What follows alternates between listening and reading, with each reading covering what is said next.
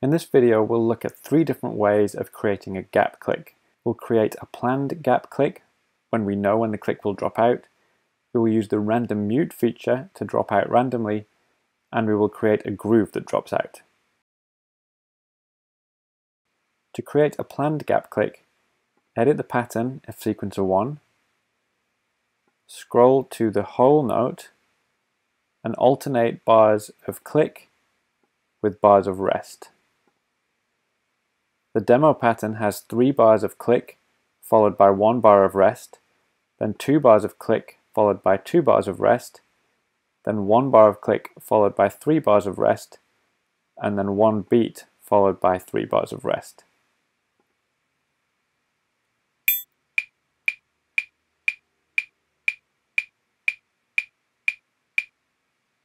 If you still hear sounds when the rest occurs, make sure in the faders that the metronome faders are all down. For example, if the 1 fader is up, you will hear a click on all of the beats.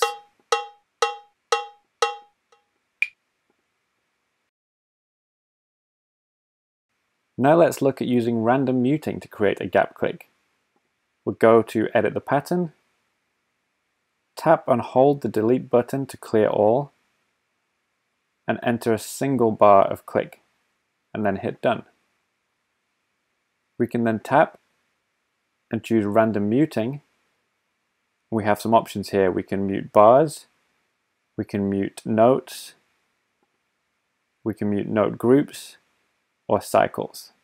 Let's choose to mute bars and push the slider up to 70% of the time.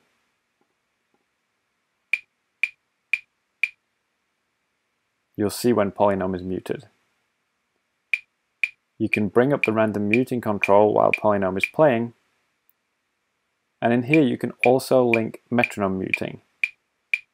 This means if you have the metronome faders up, they will be muted when the pattern is muted.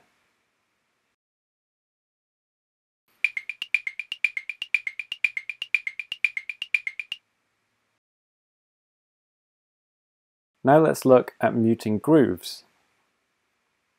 We'll tap and edit the pattern. I'm going to enter a bar of 8th notes. On line 1 I will put a hi-hat, and on line 2 I'll put a kick snare pattern. Sounds like this, and it's being randomly muted.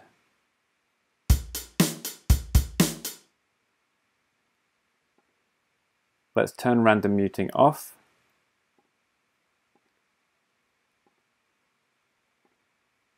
And decide when to mute the pattern by adding a bar of rest manually.